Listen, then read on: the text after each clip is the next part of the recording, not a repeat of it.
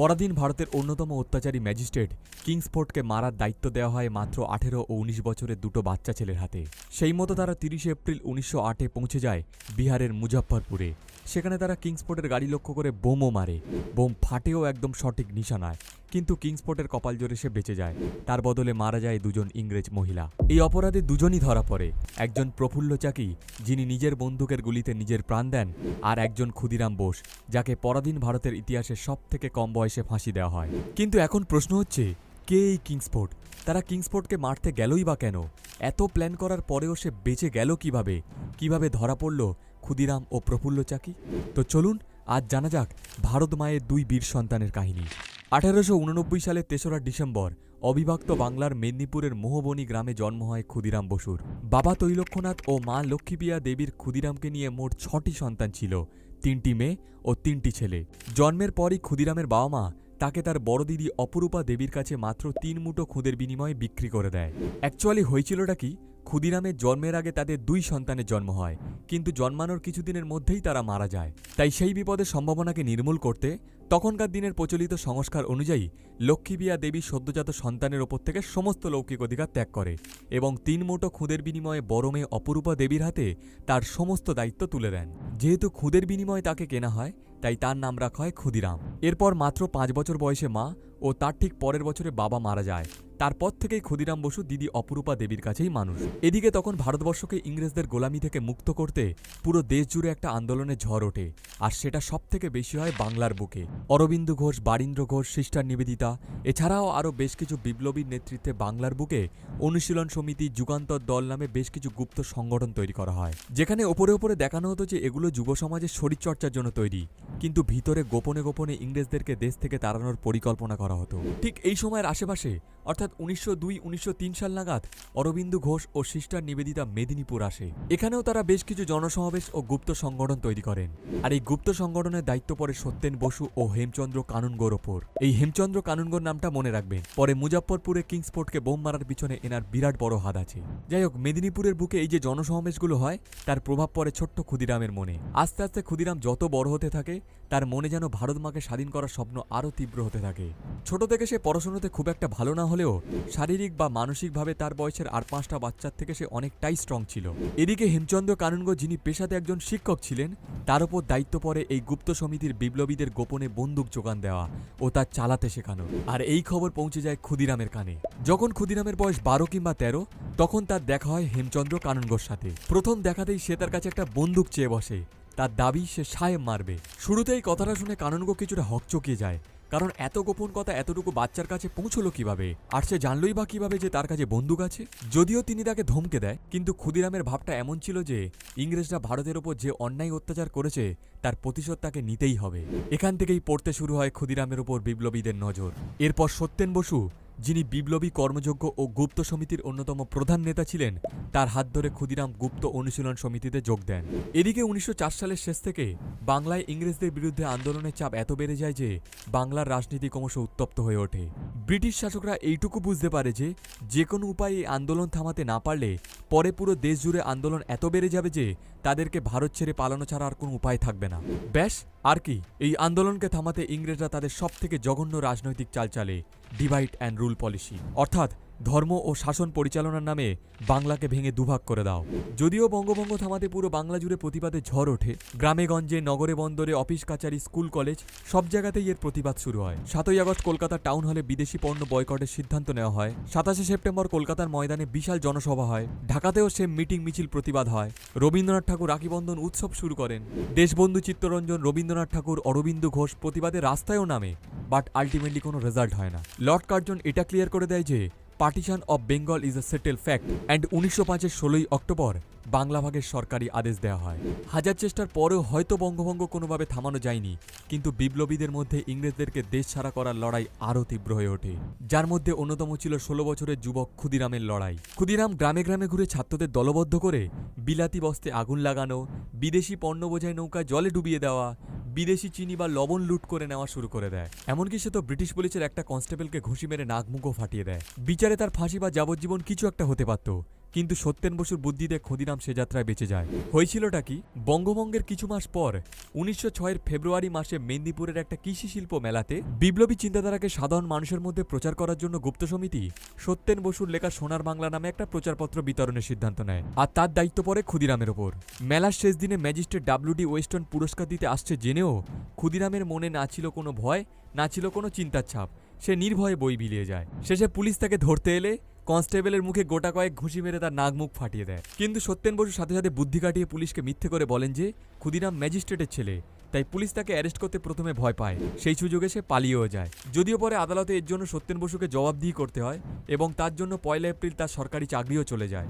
এই ঘটনার পর ক্ষুদিরামকে বেশ কিছুদিন পালিয়ে বেড়াতে হয়। তার উপর দণ্ডবিধির 121 ও 124 নম্বর ধারা লাগে, অর্থাৎ রাজদ্রোহ ও ওয়ার এগেন্স্ট দ্য গভর্নমেন্টের মামলা দেওয়া হয়, যার প্রথমটার শাস্তি যাবজ্জীবন আর দ্বিতীয়টার শাস্তি ফাঁসি। এদিকে পালিয়ে বেড়ানোর ফলে এক তো সে প্রকাশ্যে দলের কোনো কাজে যোগ দিতে পারছে না, তার উপর পুলিশের সন্দেহ বেড়েই যাচ্ছে। তাই বাকি নেতার পরামর্শে ক্ষুদিরাম পুলিশের হাতে নিজেকে ধরা দেয়। কিন্তু সবার মনে একটা ভয় ছিল যে ক্ষুদিরামের বয়স এত কম, সে যদি পুলিশের অত্যাচার সহ্য করতে না পেরে গুপ্ত সমিতির সব গোপন তথ্য ফাঁস করে দেয় তাহলে কি হবে।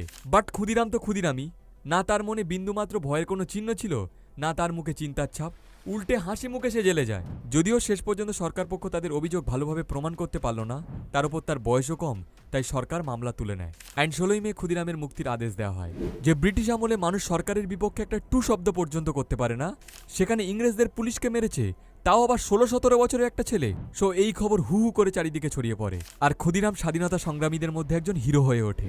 অন্যদিকে যত দিন যাচ্ছে বাংলাকে কেন ভাগ করা হলো তার প্রতিবাদে আন্দোলন আরও তীব্র হচ্ছে। তার সাথে কলকাতা চিফ প্রেসিডেন্সি ম্যাজিস্ট্রেট ডোগলাস কিংসফোর্ডের অত্যাচারও তত বাড়ছে। এইসব আন্দোলনকে থামাতে কিংসফোর্ড প্রমাণ থাকুক বা না থাকুক ধরে ধরে ফ্রিডম ফাইটারদের টার্গেট করতে শুরু করে। কখনো তাদেরকে বিনা অপরাধে জেলে ভরে দেওয়া, কখনো যাবজ্জীবন, কখনো চাবুক মারা, কখনো কখনো জেলের মধ্যে তাদের উপর অমানবিক অত্যাচার করা। এই অত্যাচারের সীমা তো তখনই ক্রস করে যখন মাত্র 14 বছরের একটা বাচ্চাকে চাবুক মারার আদেশ দেয় এই কিংসফোর্ড। 1907 সালের শুরুর দিকে একদিকে বঙ্গভঙ্গের ক্ষোভ, অন্যদিকে সরকার কৃষি ট্যাক্সও বাড়িয়ে দেয়। ফলে রাজপথ রায় ও ভগৎ সিংয়ের কাকা অজিত সিংয়ের নেতৃত্বে কৃষক আন্দোলন শুরু হয়। এই আন্দোলনকে থামাতে সরকার দুজনকেই গ্রেপ্তার করে, যার প্রতিবাদে পুরো দেশের সাথে সাথে কলকাতাও গর্জে ওঠে। অরবিন্দ ঘোষ বন্দে মাতরম পত্রিকায় সরকারের বিরুদ্ধে একটি প্রবন্ধ লেখেন, যেখানে বলেন the time now for speeches and fine writing is past, অর্থাৎ ভাষণ এবং প্রতিবাদী লেখার সময় শেষ, অ্যাকশন নেওয়ার সময় শুরু। এরপরও ব্রিটিশ সরকারের বিরুদ্ধে বেশ কিছু বিদ্রোহমূলক প্রবন্ধ প্রকাশিত হয় এই বন্দে মাতরম পত্রিকাতে। যদিও এই প্রবন্ধগুলোর কোনোটাতেই রাইটারের নাম লেখা ছিল না, সো রাইটারকে না পেয়ে পত্রিকাকে জব্দ করতে হবে, তাই পত্রিকার বিরুদ্ধে মামলা হয়। আর পত্রিকার অন্যতম সম্পাদক বিপিনচন্দ্র পালকে অ্যারেস্ট করা হয়। বিপিনচন্দ্র পালকে অ্যারেস্ট করার অন্যতম কারণ হলো যে কোনো উপায়ে অরবিন্দ ঘোষের পক্ষে প্রমাণ জোগাড় করে তাকে গ্রেপ্তার করা।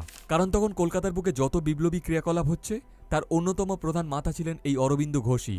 এমনকি পরে মুজাফফরপুরে কিংসফোর্ডকে মারার পিছনেও মাস্টার মাইন্ড ছিলেন এই অরবিন্দ ঘোষই। অর্থাৎ তাকে গ্রেপ্তার করতে পারলেই সিচুয়েশন অনেকটাই ইংরেজদের কন্ট্রোলে থাকবে। কিন্তু শতচেষ্টাতেও বিপিনচন্দ্র পাল আদালতে কোনো প্রশ্নের উত্তর দেয়নি। ফলে বিচারক কিংসফোর্ড আদালত অবমাননার দায়ে তাকে 2 মাসের জন্য জেলে পাঠায়। তো স্বাভাবিকভাবে রায় শোনার পর বিশাল জনতা আদালতের বাইরে বিক্ষোভে ফেটে পড়ে, আর ঘন ঘন বন্দে মাতরম ধ্বনি উঠতে থাকে। পুলিশ এই বিক্ষোভকে থামাতে নৃশংসভাবে লাঠিচার্জ শুরু করে দেয়। তখন এই ভিড়ের মধ্যে ছিল মাত্র 14 বছরের ছেলে সুশীল সেন। একটা পুলিশের সার্জেন্ট তার উপর লাঠি তুলতেই সে তার নাকে ঘুষি মেরে বসে। ব্যাস, সঙ্গে সঙ্গে তাকে গ্রেপ্তার করা হয়, আর কিংসফোর্ডের আদালতেই তার বিচার হয়। শাস্তি হয় 15 ঘা বেতের আঘাত। বেতের আঘাত 14 বছরের ছেলের শরীরটা পুরো ক্ষতবিক্ষত করে দেয়। এতটুকু একটা ছেলের বিরুদ্ধে এইরকম নির্লজ্জ শাস্তির প্রতিবাদে পুরো দেশ ফেটে পড়ে। এটা এতটাই অমানবিক ছিল যে ইংরেজদের নিজস্ব পত্রিকা দ্য নেশন লিখতে বাধ্য হয়, the flogging of an educated man for political offence is surely a novel infamy. অর্থাৎ কোনো রাজনৈতিক কারণে কোনো শিক্ষিত ব্যক্তির ওপর বেতের আঘাত নিঃসন্দেহে নির্লজ্জ অপরাধ। বেদ মেরে সংগ্রামী ভারতকে তো নত করা গেলই না, উল্টে ইংরেজরা এটা প্রমাণ করে দিল যে এই বেত্রাঘাত শুধু সুশীলের ওপর ছিল না, ছিল সম্পূর্ণ পরাধীন ভারতের সেই সব মানুষদের ওপর যারা ইংরেজদের বিরুদ্ধে প্রতিবাদ করবে। গুপ্ত সমিতির গোপন মিটিংয়ে অরবিন্দ ঘোষ, চারুচন্দ্র দত্ত, রাজা সুবোধ মল্লিক ও অন্যান্য নেতারা ঠিক করলেন ইংরেজদেরকে একটা স্ট্রং মেসেজ দিতেই হবে যে তারা কোনোভাবেই এই লড়াই থেকে পিছু হটবে না।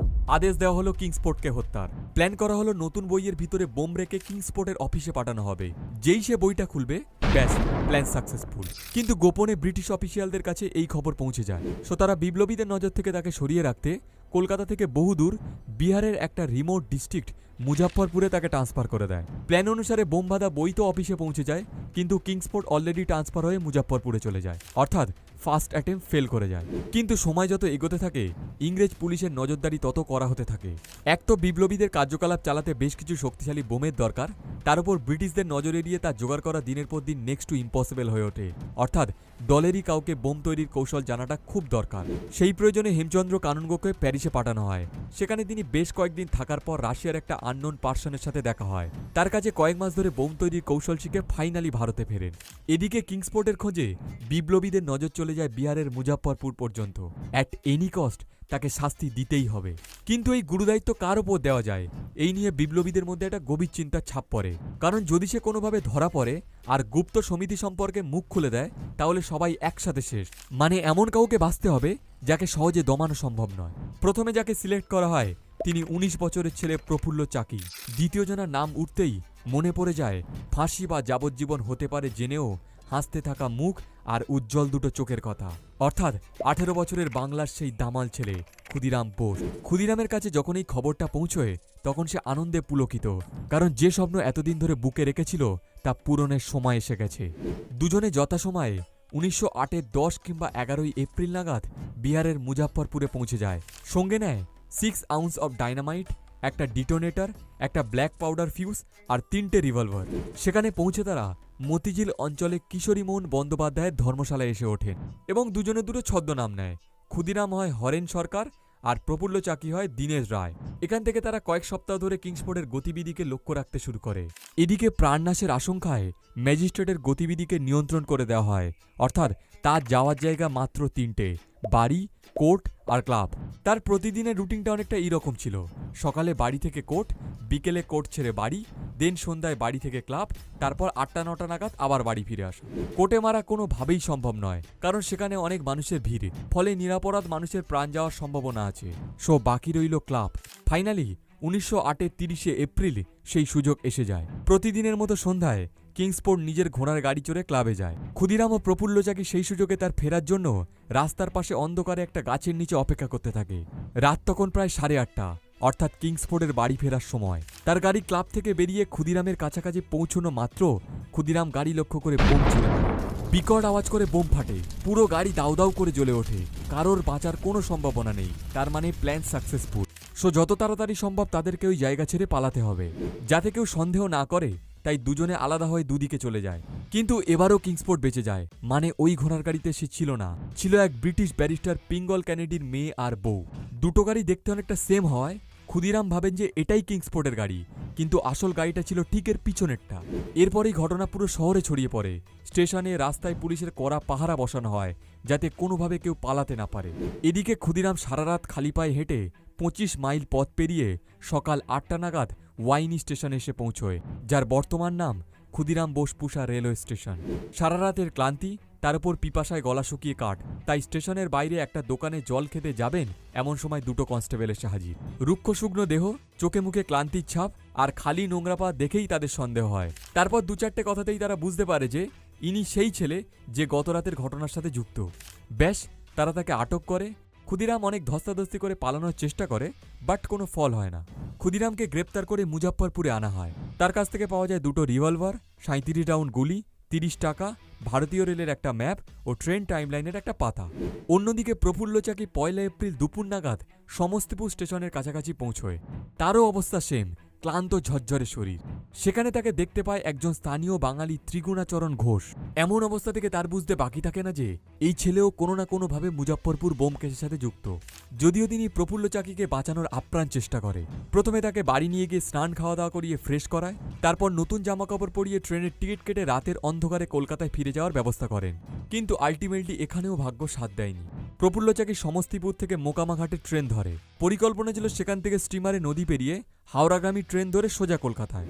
বাট দুর্ভাগ্যবশত সেই ট্রেনের একই কামরায় ওঠে পুলিশের সাব ইন্সপেক্টর নন্দলাল ব্যানার্জি। একে কম বয়সী বাঙালি, তার উপর হাতে কোনো ব্যাগপত্র নেই। সো তার সন্দেহ হয়। ২-৪টে প্রশ্ন দিয়ে সে বুঝতে পারে যে এই ছেলেও মুজাফফরপুর কেসে যুক্ত। তারপর মোকামাঘাট স্টেশনে ট্রেন আসতেই নন্দলাল ব্যানার্জি পুলিশ নিয়ে তাকে গ্রেপ্তারের চেষ্টা করে। তার আর বাঁচার কোনো উপায় নেই দেখেই নিজের বন্দুকের গুলিতে প্রফুল্ল চাকি দেশের জন্য নিজের প্রাণ দিয়ে দেন। পরে যদিও বিপ্লবীরা এই নন্দলালকে মেরে এই অপরাধের বদলা নেয়। যাই হোক, ক্ষুদিরাম তখনও জানত না যে প্রফুল্ল আর নেই, তাই সে তাকে বাঁচানোর জন্য আর গুপ্ত সমিতির গায়ে যাতে কোনো আঁচড় না লাগে তার জন্য সমস্ত দায় ও দায়িত্ব নিজের কাঁধে তুলে নেয়। বাট তার বডিকে আইডেন্টিফাই করার জন্য যখন মুজাফফরপুরে নিয়ে আসা হয় তা দেখে সেও হতভম্ব হয়ে যায়। না সে দেশের জন্য নিজেকে বাঁচাতে পারল, না তার বন্ধু বাঁচল। ক্ষুদিরাম আইডেন্টিফাই করার পরেও ইংরেজরা এতটাই ক্রুয়েল ছিল যে এক্সট্রা কনফার্মেশনের জন্য প্রফুল্ল চাকির বডি থেকে তার মাথাটা আলাদা করে কলকাতায় পাঠায়। 21 মে ডিস্ট্রিক্ট আদালতে ক্ষুদিরামের বিচার শুরু হয়। কোর্ট থেকে বিচারে তাকে ফাঁসির আদেশ দেওয়া হয়। কিন্তু ক্ষুদিরামের নিজের স্টেটমেন্ট ছাড়া তার পক্ষে প্রপার কোনো প্রমাণ ছিল না যা থেকে বোঝা যায় যে সে অপরাধী। বাট ব্রিটিশরা আইন ব্যবস্থাকে বুড়ো আঙুল দেখিয়ে আলটিমেটলি তার শাস্তি দেয়। তাই ডিস্ট্রিক্ট কোর্টের রায়কে চ্যালেঞ্জ করে 8ই জুলাই হাইকোর্টে মামলা শুরু হয়। বাট হাজার চেষ্টা করেও ইংরেজদের হাত থেকে ছেলেটাকে বাঁচানো গেল না। রায়দানের পর যখন কোর্টের ভিতরে বাইরে হাজার হাজার জনতা দুঃখে হতাশায় ভেঙে পড়ে, তখনও ক্ষুদিরামের মুখের উজ্জ্বল হাসিতে বিন্দুমাত্র ফারাক পড়েনি। এমনকি বিচারকও কনফিউজ হয়ে যায়, ভাবে যে ক্ষুদিরাম হয়তো রায়ের অর্থ বুঝতে পারেনি। তাকে জিজ্ঞাসা করা হয় তিনি কিছু বলতে চান কিনা। ক্ষুদিরাম হাসি মুখে জবাব দেয়, আমাকে একটু সময় দিলে বোম তৈরির কৌশল শিখিয়ে দিতে পারি। অবশেষে 1908-এর 11ই আগস্ট ভোর 6টা নাগাদ ভারতের একজন হীরের টুকরো সন্তান মাত্র 18 বছর বয়সে দেশের জন্য ফাঁসিতে নিজের প্রাণ দেন। বাঁকুড়ার লোককবি পীতাম্বর দাস তার সম্মানে বিখ্যাত সেই গান লেখেন, একবার বিদায় দে মা ঘুরে আসি, হাসি হাসি পড়ব ফাঁসি দেখবে ভারতবাসী।